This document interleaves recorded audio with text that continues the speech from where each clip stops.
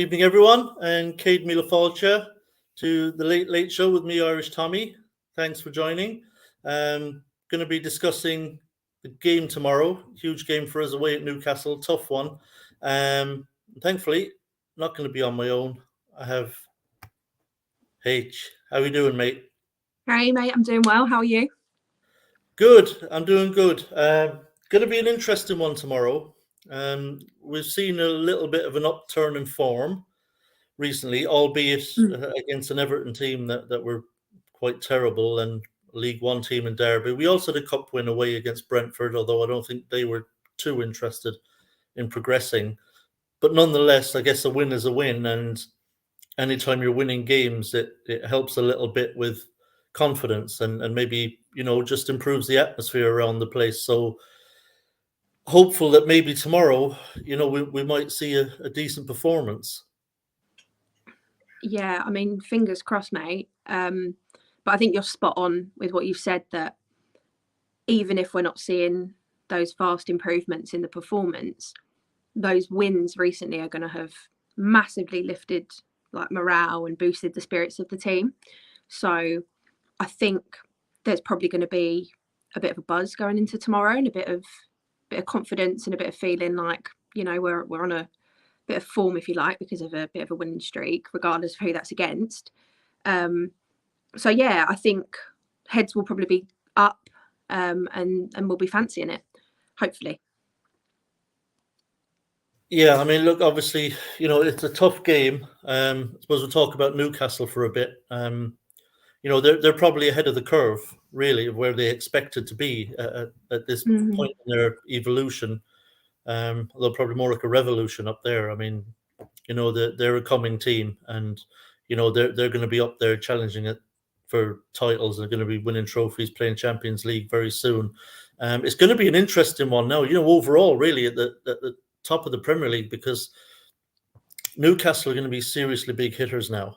In the Man City mold, they're going to be chucking out money like City and Chelsea, and there's only so many spaces.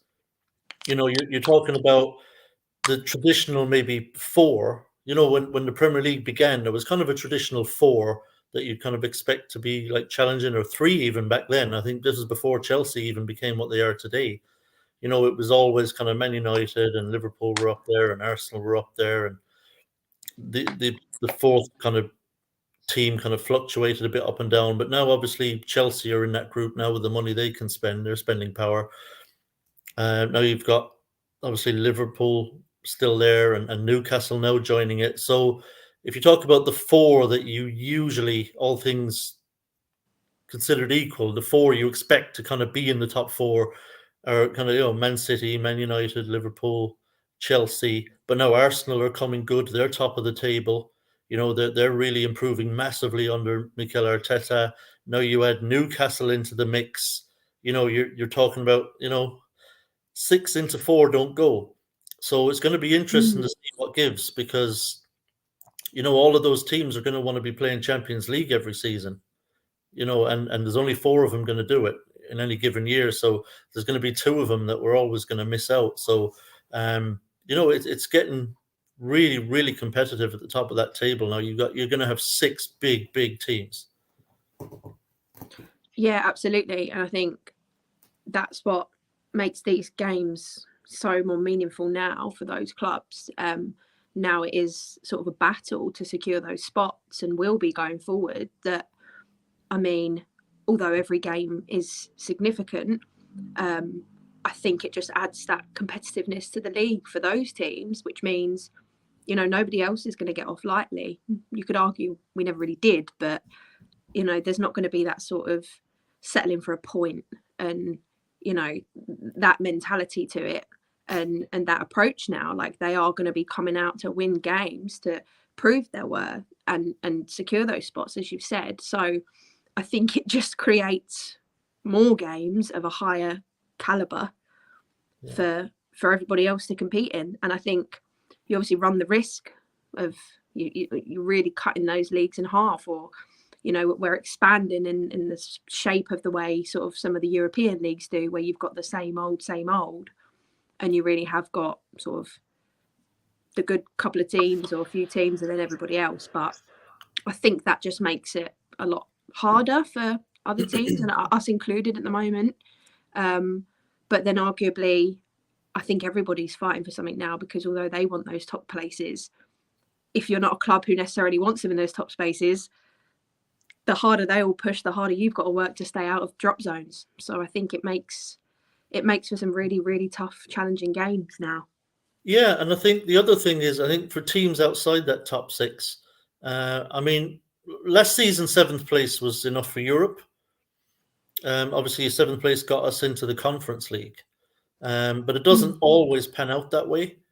So, you know, if there's obviously no more of a chance that a team that finishes 5th or 6th could win the FA Cup and Carabao Cup.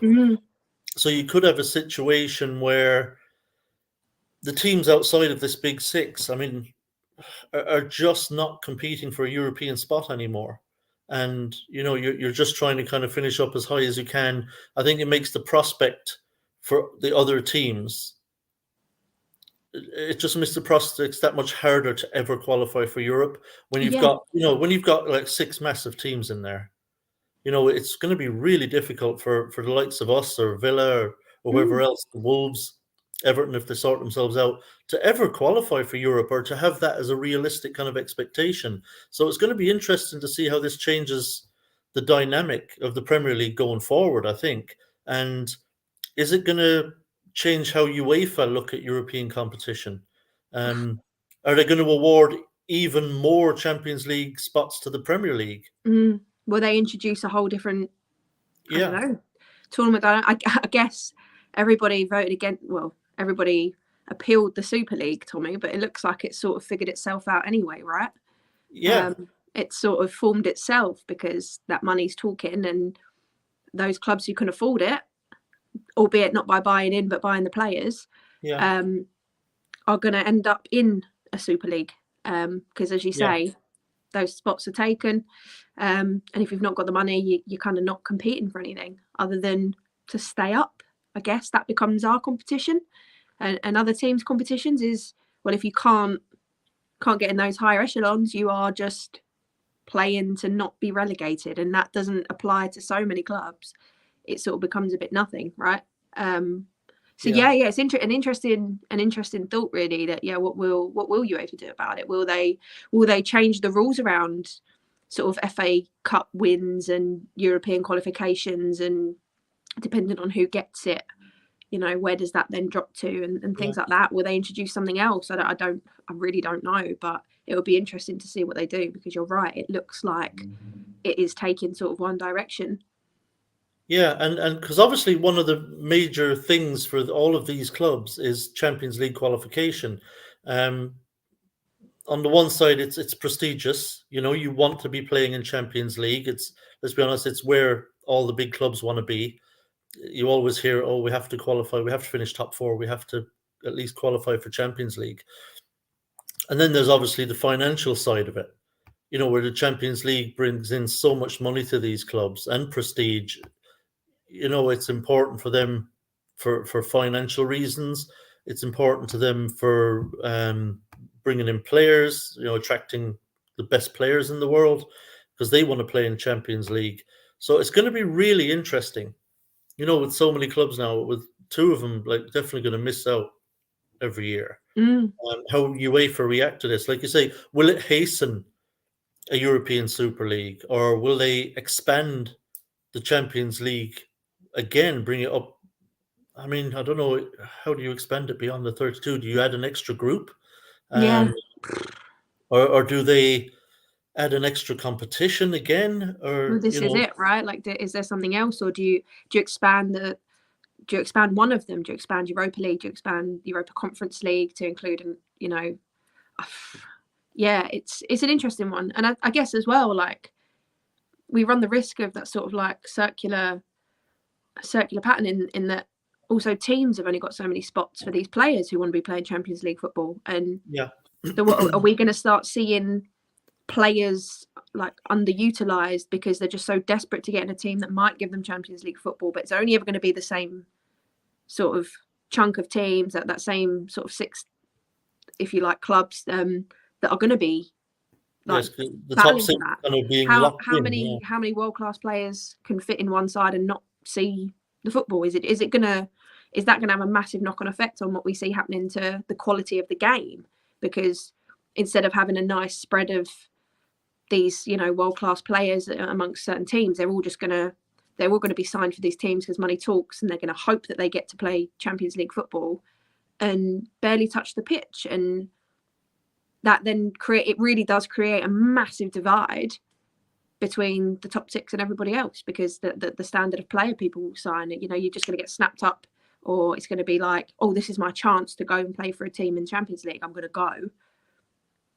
And then we lose that quality at other clubs. I get that's the way football works, but if we're seeing that become an ingrained thing more and more in the league, in the Premier League and across Europe, then I think there's a real risk that it will ruin the entire game. It will have a huge knock-on effect. And because at the moment, we had something we could cling to in recent seasons, right? We were able, and other teams have done it as well, where we were able to qualify for Europa League.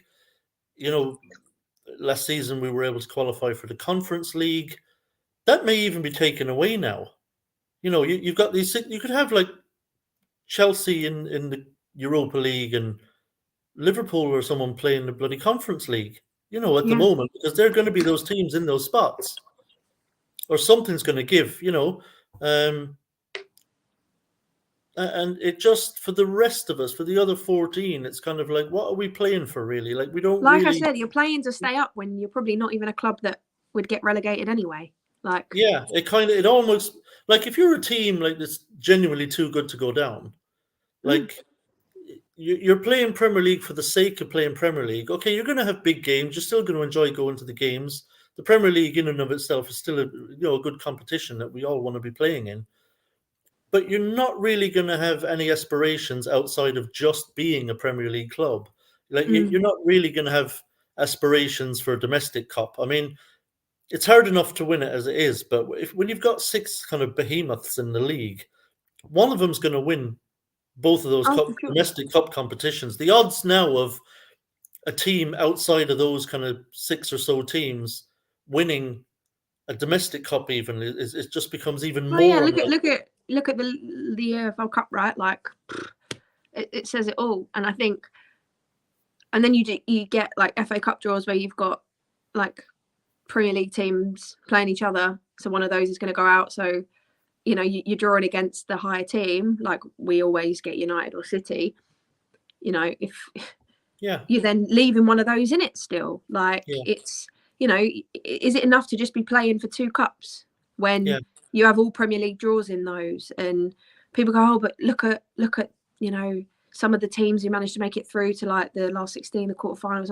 Yeah, you do. That's the magic of the cup, as we call it. But realistically, as you say, the chance of the actual, the winner of that final being somebody sort of you're talking mid to lower table or even championship is because as you're going through the rounds, you obviously some of those teams will go along the way, but the odds are now if you're outside of those 7, so say you've got Arsenal, Man City, Man United, Chelsea, Liverpool, Newcastle.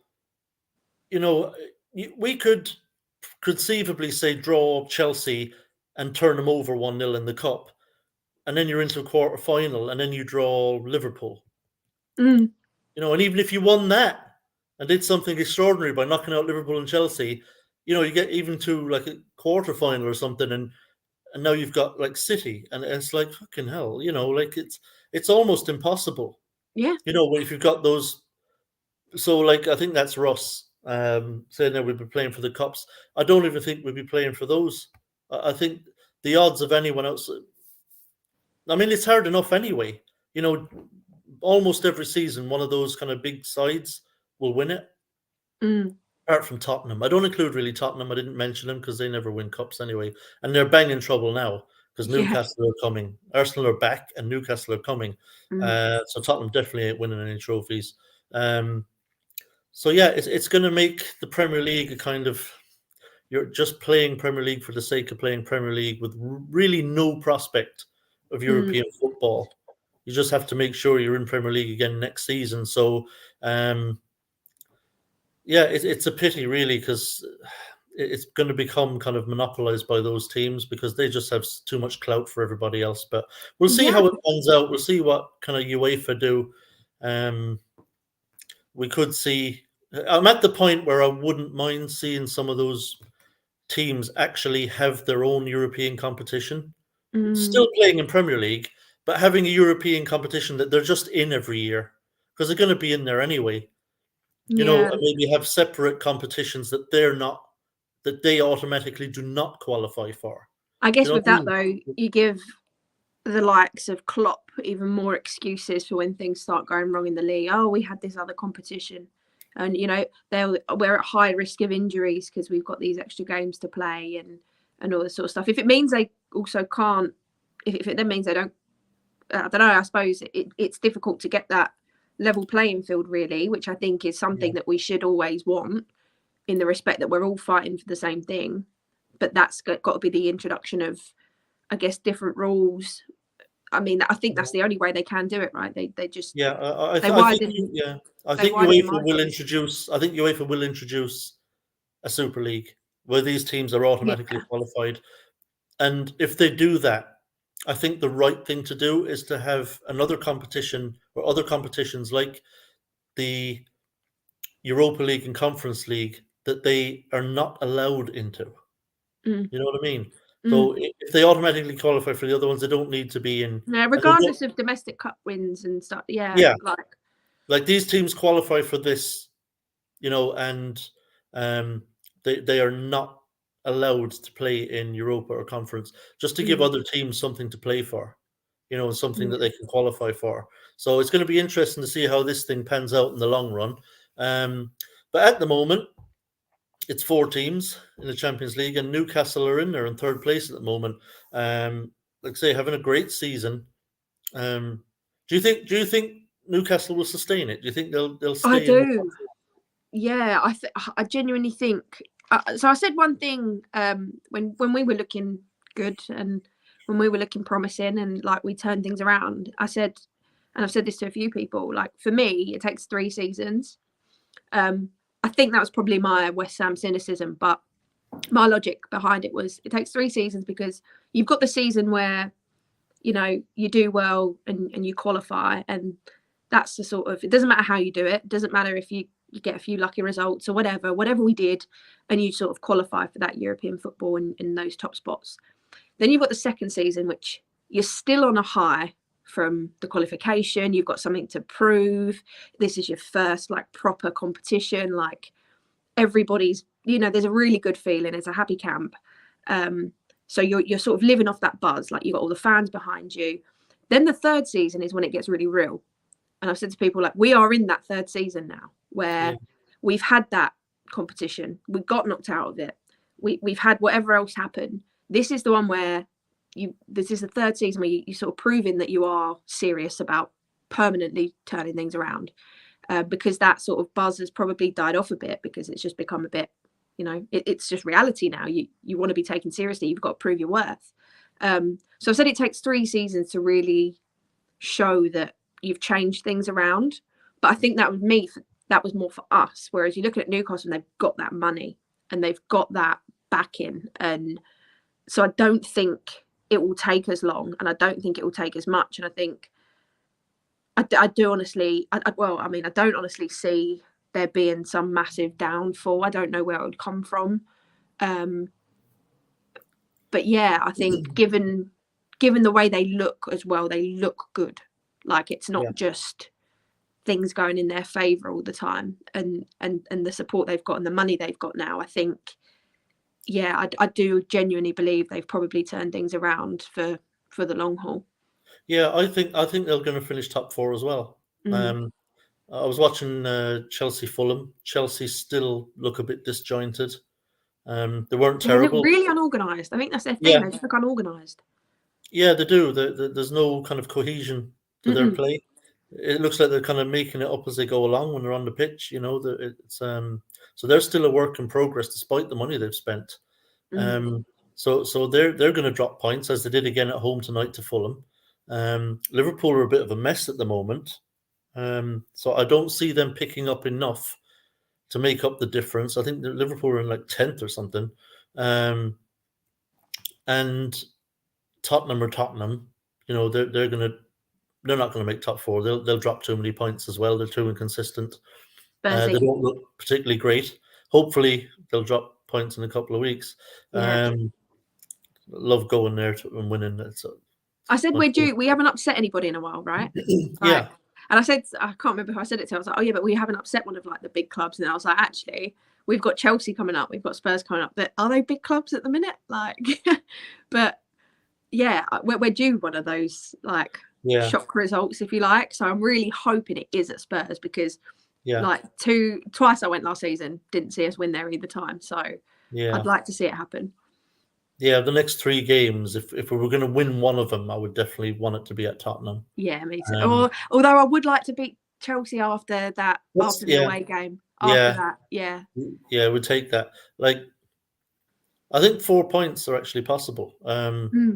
I will get on to Newcastle tomorrow, but we could beat Chelsea at home. Chelsea are not pulling up any trees. Obviously, away to Tottenham is a little tougher because we're away, but you know we historically have kind of raised our game for them, regardless of our form at the time. It's entirely possible we could go there and nick a point. You know, I think those things are possible.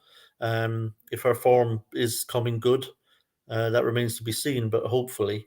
But yeah, Newcastle, I think, are going to finish top 4. They've been really impressive. Eddie Howe's doing a fantastic job. They're the complete opposite to Chelsea. They're just so well organised. Yeah. They all know exactly what they're doing. They look like a really cohesive unit. They do not concede goals. They haven't conceded a goal since October. That's handy because we don't tend to score them very often. So yes. Well, funnily enough, Newcastle are having a little bit of a wobble. They're not losing games, but they're drawing a lot more games now. They're having the same issue we are, actually.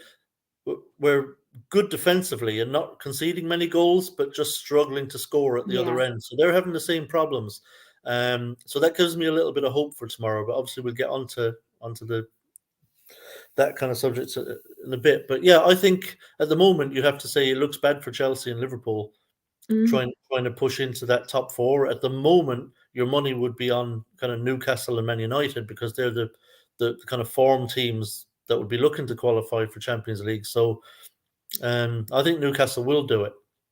So who are the players you really like for Newcastle, H, that you've seen?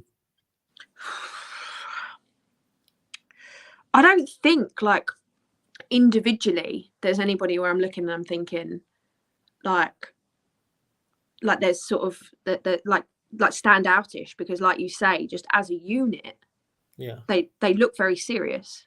Like they look like they're putting a shift in. They look like they're doing a job. So I'd say like for me, there's no sort of like one like standout performer at the moment. I think just like cohesively, I think they're a threat, and I think everybody seems to be turning up and everybody's doing their job.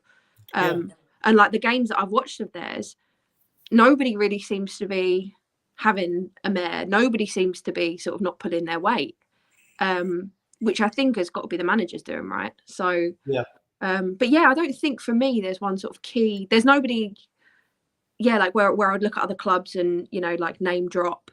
There's no one where I'm thinking that could be a problem. I think as a team they're a problem. I think that's the greatest strength. Like I say, I don't think there's maybe not so many superstars, right? So that's it. Like stand-up performance. I suppose maybe if I was mentioning one, it would be Bruno Guimaraes.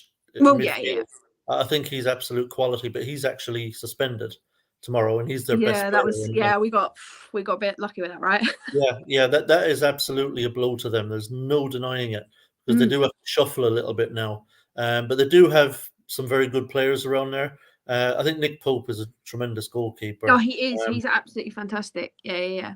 He pulled off a save. I think it was in their last league game or something. A point blank range save. It was unbelievable. He's a tremendous keeper. I think he should be England's number 1. Me too. Absolutely. I think he's definitely better than Pickford. Yeah, I think Sven Botman as well was a tremendous signing for them. At centre back, he's having a brilliant season. Obviously, they've got Trippier at right back, but I think he's out tomorrow Oh, is he? as well. Yeah, I can't remember who the backup is. It means we're probably going. His backup will play tomorrow, I believe, at right back. His name escapes me because he doesn't play very often. Which Yeah, means that I didn't realise that Trippier wasn't playing. which means that Ashby will probably be on the bench. So but on the other side, they do have Dan Byrne, who's a centre back playing at left back. They got no left backs. So the hope would be that maybe we could get some joy down that side tomorrow, when they've got Yeah. a centre back playing at left back, Dan Byrne. Also, as well, see, it means they're going to have to move Joe Linton into midfield to cover for where Bruno Guimaraes was. They play three in the middle, so they'll have him. They'll have Joe Linton, Joe Willock. I was going to say, do you think they? Yeah, I don't see them changing their setup to like. No, they won't. No, I think you're right. Yeah, they won't. Yeah, they won't change their setup. But yeah. Sorry, excuse me. Trippier is playing, but Manquillo, the backup, is injured, so Ashby will probably be on the bench. Okay. I was corrected in the live chat. So they'll play the three in the middle. So they'll move Joe Linton in there, and they'll also have Joe Willock and escapes me who the bloody other one is in there. Oh, Sean Longstaff, who I think really does a good job of sort of like commanding that middle. And I think we'll sort of like in a weird way, in the way that we might set up, really create that sort of counter, like that, like for like style of play. I think it will cause problems for both sides, because I think we'll be coming up against a very similar style of player and similar style of sort of break-up play from the middle. So yeah, I think if that's the way they go, I think that will cause for an interesting midfield. I think.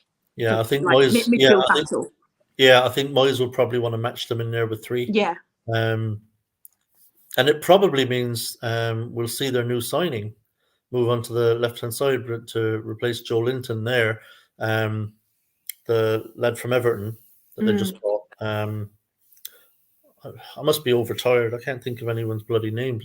He went on strike. I'm the same with you, mate. Honestly, like I haven't seen any. Anthony Gordon. I haven't seen anything. Yeah, Anthony Gordon, which is a great signing for them. I think. Yeah, like it is. It's a good signing. Yeah.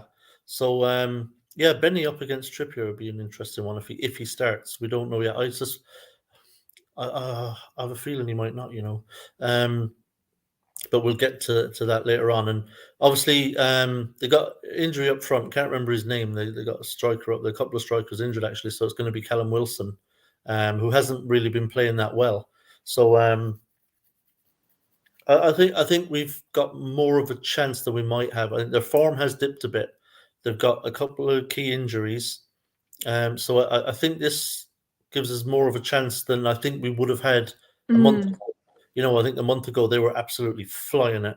Absolutely. Yeah, like it might not be much, but it's something, right? Like you need something to hang your hat on, right? So, but Guimaraes missing is massive for them. I mean, he is the guy that makes them tick in the middle of the field. I think there was a bit of excitement when he got sent off against Southampton. I think everybody was like, it was all over West Ham what Twitter. Does it mean? What does it mean? Like, is he going to be out? Is he going to be out? Yeah, like, we were all checking if he carries over to the Premier League. Yeah, everybody was so excited. Yeah, exactly. I love that about us. Like, we'll just take we'll take the little wins that we can get, right? Yeah, you have to kind of, like I say, just hang your hat on whatever you can, really, especially in our situation where. Well, like anybody, like I think playing us, like if Rice was out, they'd be like, "Oh, there's no Rice." Like, like that's it's the same. Yeah, and like I say, they've been struggling a bit. They've had the same. It's kind of funny, they're similar to us in quite a few ways. I mean, if you remember, kind of second half of last season, this season, teams kind of sussed us out and said, right, if we sit deep, get numbers behind the ball, and let's see if they can break us down and score goals. And we couldn't do it. And Newcastle now are finding the same problem. Whereas before they kind of came good, as it were, teams were happy to come out and play against Newcastle and try and beat them. And that suited Newcastle. But now teams are saying, okay, fucking Newcastle are really, really good. we're going to just get more defensive against them, sit back, Yeah. get numbers behind the ball, and see if they can break us down. Mm. And they're struggling to do it. They're struggling to figure out how to break teams down and beat them. And so I think that's probably what Moyes is going to look to do tomorrow, is just to frustrate them. He likes to do that anyway. Yeah, well, I was going to say that's our way forward a lot of the time, right, at the moment. So, I mean, that will suit us nicely. Yeah. So speaking of Moyes, well, I suspect he's going to play 3 centre backs tomorrow and wing backs. That is my suspicion. Mm-hmm. And I think he's going to go 2 up. I think he's going to want 3 in the midfield to kind of match them up. That's my suspicion. He's going to kind of play them on the counter, see if we can kind of keep it tight, frustrate them, nick a goal.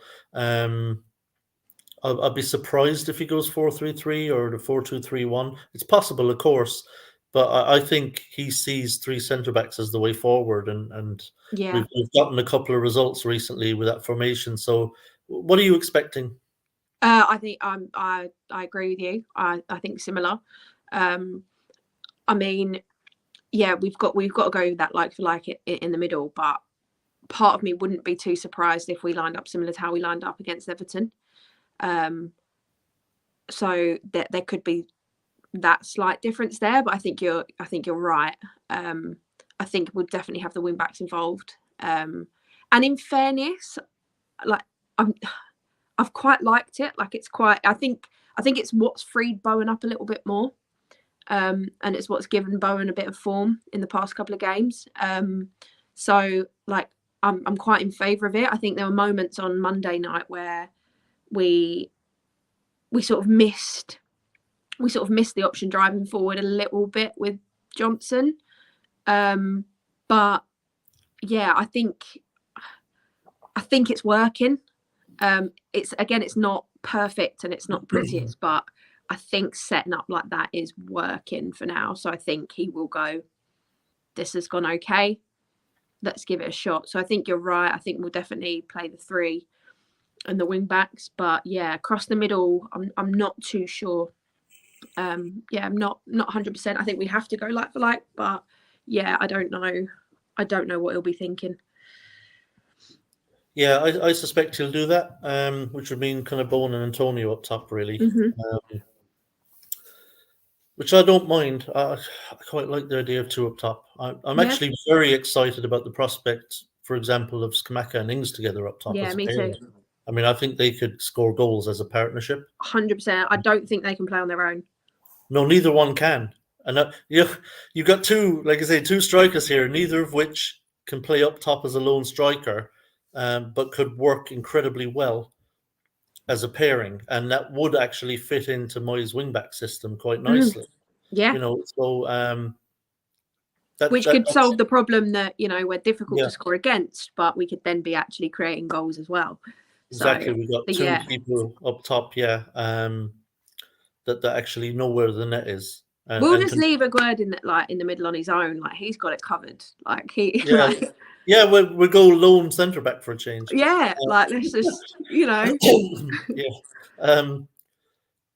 So formation, I think we pretty much agree that it's going to go at the wing back. So the question now is, what 11 will we go with? Keeper, I think, is probably nailed on in at H. Yeah, I mean that's not going to change, really, is it? No, I think it's always Fabianski. I think seeing Areola on Monday, I was like, he's not playing at the weekend. Yeah.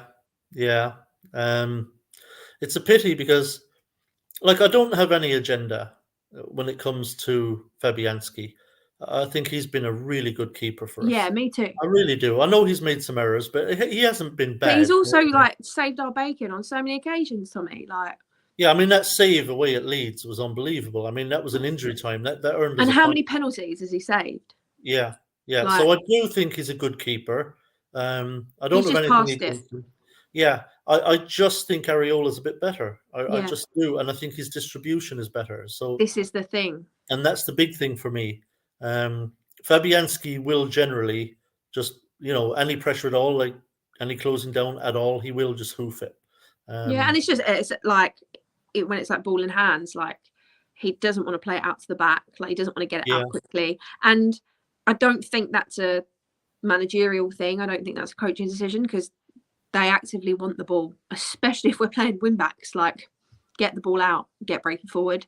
And I think I find it very frustrating when he sort of just holds onto the ball.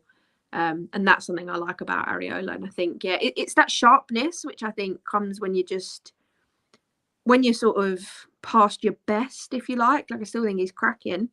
But I think he's just past that sharpness of quick distribution and like making the right decision, making the right snap decision quickly seems to be a bit past Fabianski now. I think Areola's still got that sort of on the toes feeling about him. So I agree with you 100%. Like, I still really like him. Like, he's been great to us, but to me, I'd like to see Areola play a lot more. Yeah, I mean, look, I'm not going to roll my eyes if Fabianski's in goal. I think we all expect it, and he is a good keeper, So it's not as much as I'd like to see Areola in there. It's not a hill I'm willing to die on, The interesting one for me, I think, the wing back positions. I think it's very likely going to be Emerson and Sofal. Would you agree with that? Yeah, and to be honest, I hope so. I mean, I know he gets a lot of criticism, but I'm a big Sofal fan. I'll be honest. I really like him, and the problem we have is he can't cross the ball, right?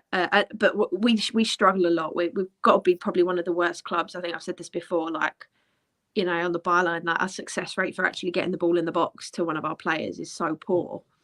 But he does break forward well and with confidence. Like, he will make the moves forward. He will make the runs. And I think I personally really notice it when he's not playing. And there were quite a few instances in that first half on Monday where I thought to myself, like, we did that whole typical we're not willing to break very quickly in the final third. And I thought, if we had Sofal probably with the ball, he would be driving forward. He would be bringing that ball forward. So I think he adds that bit of attacking flair, if you like, whether the cross at the end of it is successful or not, but I think he just gives them something to think about. It can force the error. It can, it can do the right thing. So I'm for him playing, to be honest. Yeah. Where's the cat? I think he went in, I think he went into the kitchen, see if he could blag some food. I think the interesting thing for me is going to be the three centre backs. There are some options there. I think we'll see Aguerd and Oggy. If we're playing the three, those two have to start. 100%. I think the question after that becomes, who do you go with as the third? So we're probably looking at who's going to be the right-sided centre back. And I guess if Sofal is playing wing back, his options really are Johnson or Kerrer. So it would be interesting to see which way he goes. I don't see him bringing Cresswell in as a left-sided centre back, because I don't think he's going to want to move Aguerd, and I certainly don't want to see Aguerd moved from that spot, because it's just imbalanced.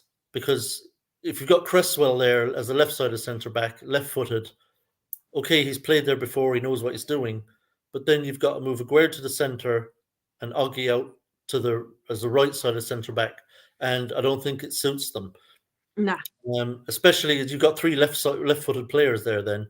And I think we don't need to try and fix what isn't broken right now, yeah, right? Exactly. The less moving pieces you have, the better, really. So I don't expect Cresswell to play. So I think it will be Aguerd as a left-sided centre back and Oggy in the middle. And then he's basically going to have to decide of the right of the three. Does he going to want to go with Kerrer, or does he going to go with Ben Johnson? I'm a bit. Both worry me for different reasons. Kerrer obviously has got some pace about him. He's good on the ball. He can pass, but he is mistake prone. He's capable of a howler. Oh God, yeah. And I think we even saw the other day. I mean, he almost had a mix-up, in the box with Areola. Were they And I both think, like, both I think left it? really, really early in on Monday as well, he sort Yeah, of tried to cut across the player, went to like almost head the ball out the way and missed it. yeah, And I think, I don't know who came and basically saved the day. yeah, It might have been Ogbonna came and sort of swept up or somebody, but any better club, we're conceding from that era. yeah, Like, or so yeah, he's a yeah, bit calamity, Tommy. yeah. But obviously, the other worry is that Ben Johnson looked really poor against Derby County, Mm, which surprised me. I thought that was a game that he would be able to get through relatively comfortably and would look good in. I thought he was above that level, but he had a bit of a shocker, especially first half. I thought he was really poor. So it's hard to say like which one of those, given the performance from Johnson against Derby, and then given Kerr's penchant for howlers and mm. losing concentration and mucking up. I mean, which way would you go, H? I mean, it's a tough one, mate. But I mean, the mistakes, and also like it's just things like that we run the risk here. You can almost guarantee there'll be like a booking or an own goal or something. Like it just has that feel about it, which I think probably less so with Johnson. Yeah, Um, so if we're thinking, but then with the opposition, are we really going to be in a position where, I don't know. I guess the saving grace we have is we do have sort of Oggy and Aguerd there to sort of clean up, if you like, yeah, sweep up that mess. I would probably still go Kara. yeah. I think I would still go Kara. But yeah, that's not to say that's the right decision. Yeah. It's It's a lesser. I don't want to say lesser of two evils. That's really harsh. I do like Ben Johnson. I do really like yeah, him, but I think when he hasn't played for a while, he really struggles to find his form again. But yeah, I think for Moyes as well, like Kerr is going to be the preferred one there, right? But it's just like you say, his timing, and oh god, don't, because I've been pulling my hair out sometimes. yeah. I'm inclined to agree. I would go with Kerr as well on the right of the three. I just Johnson's performance against a League One team in a game that we were comfortable in just really worried me. Mm, We can't have him playing like that against Newcastle. We just no. can't. And you never know. Maybe Kerr will have a game where he doesn't have any slip ups and any howlers, and actually plays okay. There's a Um, chance. yeah, there is always that chance that he won't have any major slip ups. But he's probably not going to do it every game, in fairness. He's not going to have one every single game, fingers crossed. But Well, look what happened to Dawson, right? Like, yeah, he was in every game at the beginning, mistake man, and then he became the hero. So let's give him yeah, his chance, right? yeah. And also, like you say, because we got three centre backs and Sofal over there as a wing back, he might get away with errors. Yeah. There are enough people around him to, as you say, to sweep up and clean up any little mess he makes. We could get away with an error or two from Kerr, and it might not cost us a goal, but we cannot have Johnson playing No. like he did against Derby tomorrow. You just can't have it. It's going to cost us. He was dreadful. Yeah, it wasn't good. So yeah, the midfield would be interesting as well. Mm. If we're going to have a three in there, which I suspect, I think it'll be, like I said earlier, the three midfielders with I think Antonio and Bowen up top. He most likely will go with the usual three. You think, H? I'd imagine so. I'd imagine so, mate. But in fairness, I think we saw some really good parts of Souček on Monday. I actually, like, we saw like glimmers of the old Souček, and I think like what he did for the goal was intelligent, and it was gritty. It was sort of how he used to play, and I think he did. I don't know if that was like a Rice thing, or was it I don't know, but he looked good. We looked better. And he got stuck in well, and he distributed the ball well, and it wasn't flawless, but there was the improvements were there, Tommy. So if he can keep that up, then great. I'm all for him being in there. But is it who's around him that is a detriment to his own performance? I don't know. So, but yeah, I think usual suspects in the middle. I don't expect to see any changes in there either. I don't expect after Monday, regardless, there to be any surprises. Yeah, and to be fair, I think Souček's form has improved. He was very good against Derby. Okay, it's a League One team, so whether it'll translate to Newcastle away, we don't know. But he has been getting further forward. Maybe not as much as the Derby game, but I think certainly against Leeds, when we were up at Elland Road, he definitely was visibly playing further forward up the pitch. And so I do think he will play. So let's hope that we are seeing him returning to some kind of form, because that would certainly help.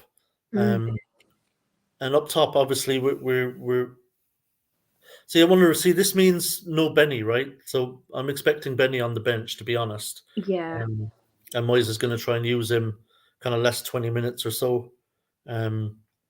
Depending on the circumstances, he might decide instead to sit in if we've got a lead. He might put more defenders on, or take the point, right? Push it off for 4-0 or something. But so it'll be interesting to see there. But I think Benny will be on the bench because of the formation and because he's going to want to get a stranglehold on midfield. Because I think with Joe Linton, Willock, and Longstaff, I think if we've got, I'd love to see Downs personally. I won't lie. Me too. I'd have Downs in there. But I think with Souček, Paqueta, and Rice in there against those three, I think we can really challenge and potentially get on top. Yeah, like I said, I think it sort of creates that really interesting sort of like, I don't know the word I'm trying to say, tired brain, but like that counter to what they offer with those three. I think it could be a good game for Souček. I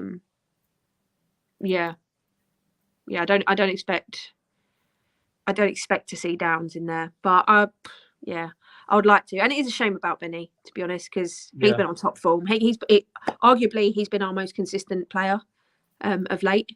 So it is a shame to be leaving him out, but it is because he's been one of our best and most consistent performers. But I think tomorrow you can kind of understand it.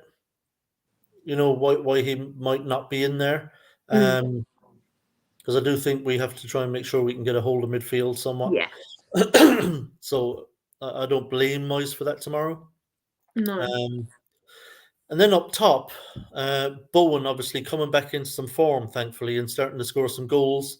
I think he's gotten Denny pregnant, so he's probably not having to work as hard at home now. So I think it's job done there. So he's found the net there. So I think he's off the hook there a little bit, and so he can concentrate on finding the net for West Ham now a bit more. And he has picked up at the same time. It's so funny because I saw a few people like tweeting and saying like, "Oh, now they've broken the news.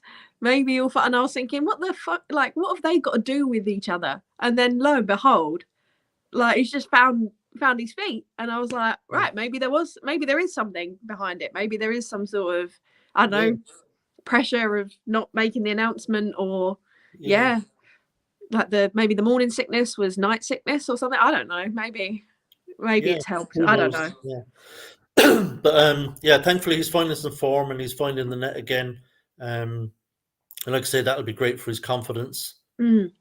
Forwards need goals, and when they're scoring goals, their tails are up and they feel then going into the next game that they're going to score, so that'll be important. Also, Antonio's picked up a bit. And maybe at the right time, when Scamacca and Ings are not available.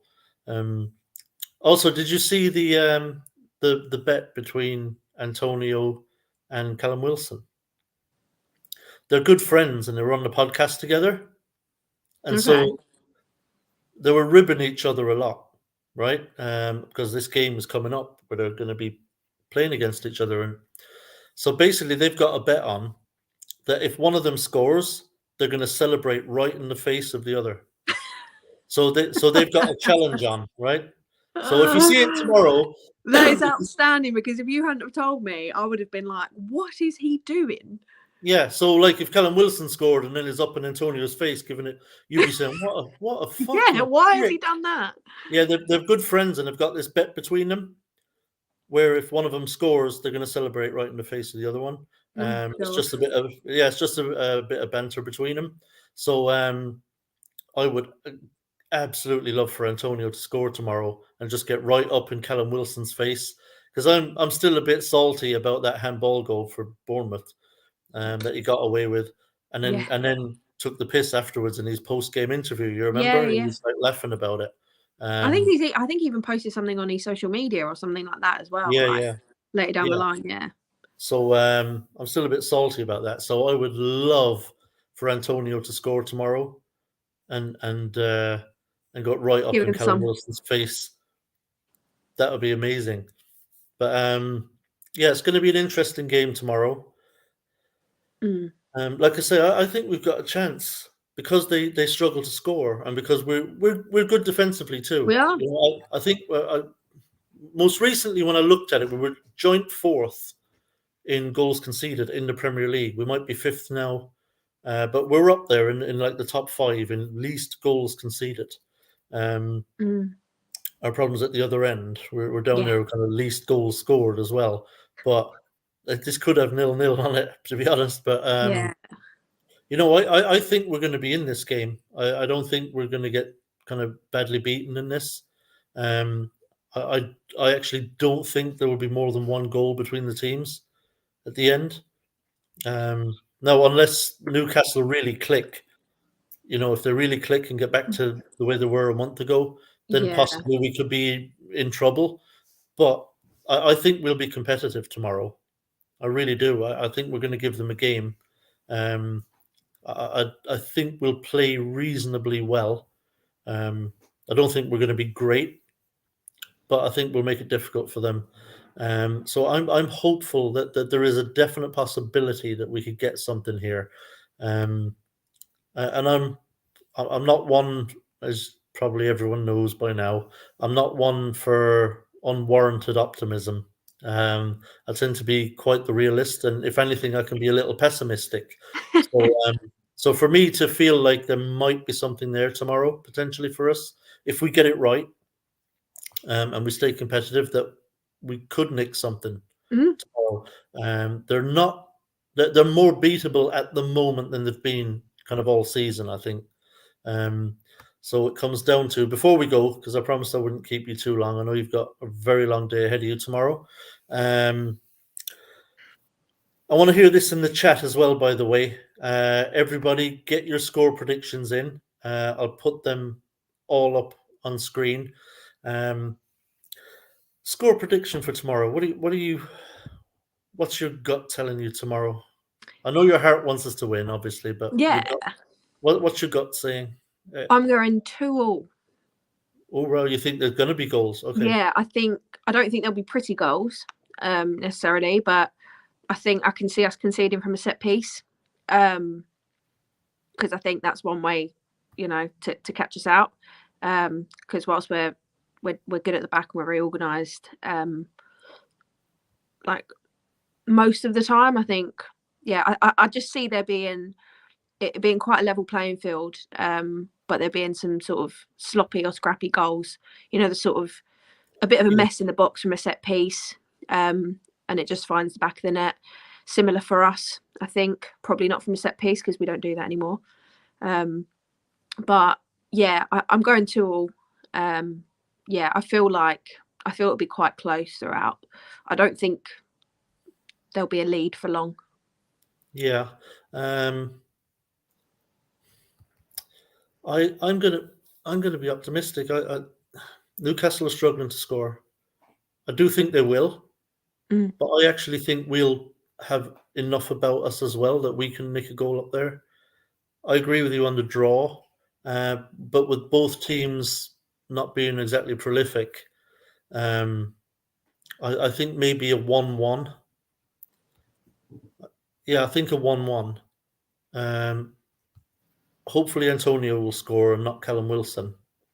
Because I really want to see What that. if they both do? Like, do they both get to do it, or is it Yeah, whoever they scores first? they both get Because their I chance. mean, so you want to be the person who scores first, though, right? Because then if you're the second one, like if Antonio scores second, he's just going to look a bit silly going doing it in his face because it's like, well, mate, you know, like it's already been done now, so he needs to be the one to score first out of the two.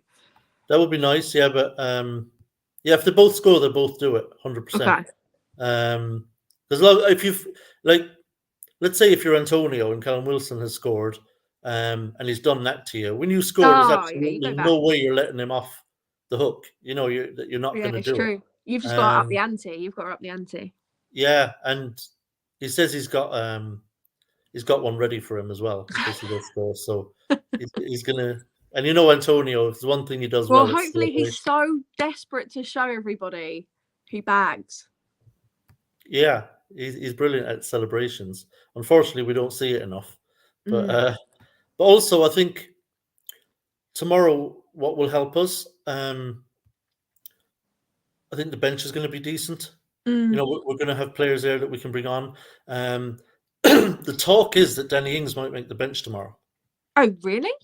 Yeah, the talk is that Danny Ings is much further ahead than they thought. Is this because of those injections he was meant to have? Or? Yeah, him and Skamaka are getting these injections. So, like, back in the day, you know, these injections were really just kind of painkillers and anti-inflammatories, but these injections that they get now are actually medicine essentially. I mean, they can actually heal. Interesting. Heal the whatever the issue is in there. Have they got preventative sort of like? Could we just be firing these into all of our players anyway? Because we just seem to be riddled with injuries all the time. So maybe it should just be like a standard vaccination for them when they put pen to paper that they get one of these jabs just in case. Yeah, I know. Fucking hell, we should be giving them to everyone every game anyway. Yeah. You know, like, prevention. You look like you're having a bit of a stretch there, mate. Like, have one of these. Yeah, prevention is better than cure. You know what I mean? Like, stick about 3 of them in each of Zuma's knees. Before he goes. I mean, when he gets knocked, like it looks like the worst case scenario. Anyway, I mean, So he always seems to just almost be like limping about. But I'm all for these injections if they're actually gonna heal the problem rather than just mask it and force players to play with an injury. So see what they used to do before was remember they used to get the pain-killing injections go and play. But these injections nowadays are actually healing. They're speeding up the healing process. Interesting. So the word at the moment, no verification, but I suppose the insider information is that Ings will be on the bench tomorrow, which could be really important. You know, if we can even get 15 minutes out of Ings tomorrow, that could be really important for us. Could be a game changer. Obviously, we'll have the likes of Fornells and Benny, Lenzini all on the bench. You know, if we need to get more attacking creative, right? Yeah, creative players on the pitch, we can do it. So yeah, I'd be hopeful that I hope for your sake and every fan traveling up there, because it's a bloody long journey. The long day. Evening game, you know, and like I say, a lot of fans will be traveling back as well after the game, you know, back down. So it's a bloody long day. And so I hope for the sake of the fans that we get something up there. I've become more hopeful as time's gone on. You know, there was a time, if you'd have asked me this maybe like a week ago, I'd have said, no, we're not getting anything up there. You know, they're flying it and we're away from home, and you know what, their crowd are like loud and passionate. Oh God, yeah. But the more the week has gone on and the more I've kind of focused in on Newcastle and looked at their situation, with the way the goals have dried up and Gomeres then got suspended. I feel just more and more not confident but hopeful. Yeah, like That, that, something, there's pointers in our favor right now, right? So yeah, that you can make an argument, yeah, like a genuine yeah. argument that we could get something out of this. Mm. So fingers crossed that we do. So listen, we'll be going for an hour, mate. I know you got a very long day. Safe travels tomorrow, mate. Thank you very much. Come back to us safe and sound, and hopefully with some points. Yeah, with a point or 3 would be nice. So, maybe this will be the upset that I was talking about. Maybe it'll be Newcastle. So Yeah, look, I mean, it's the Premier League. Upsets happen all the time. But in a way, Tommy, like, no, I'm taking the coach for the first ever time, and I dread to think what that will be like for 5-6 hours if we do win. Yeah, oh, Christ, you're not getting No. that from way home, are you? No. But I will take that for a win. Absolutely, yeah, 100%. But so bring some tissue in case you get a nosebleed in the away end. Oh God, don't. And, you don't get vertigo or anything, do you? No, I'm all good, but until tomorrow probably. But also, Yeah. I had my first session back with my personal trainer today, and I was like, why have we done this when I know I've got to climb those stairs? Yeah. So I might not make it. We'll see what Yeah. happens. I might have Yeah. to rely on some strong people to get me up those steps. Yeah, We'll see. and the thing with that place is it's not just like you're so high up. I mean, it's really steep. Mm. Like if we score, I think that's what a lot of people struggle with. I think it's just Yeah. how steep it is rather than how high it is. Yeah, it's like if we score and there's limbs, I mean, you got to be careful. You could do. There will be limbs. Yeah. Let's say that. Yeah, let's be positive. Going to be limbs up in St. James's tomorrow. But listen, thanks again, mate. Really appreciate it. Pleasure. Thanks for having me on. Always enjoy a chat. And as always, thanks to everybody in the chat. Really appreciate you joining me as always. Hope you can join me and possibly H next week. We play it by ear because H has got obviously other stuff going on as well. But it's always brilliant to have you on. So just fingers crossed that we can get a great win tomorrow and kickstart this season. We need it. We need to start. I think regardless of who we're playing and where, we've got to start picking up wins now and get ourselves moving up the table. Whereas before, I think we would have said, "Oh, it's Newcastle and we lost away to them," so you're not going to be too pushed about that because it's a very tough game to win. But I think we're past thinking about who we're playing now. We've got to start winning games. Yep. And that includes Newcastle tomorrow, and hopefully we can do that. And, like I say, kickstart the season. But we'll find out tomorrow evening. But until next week, from me and H, come on, you are.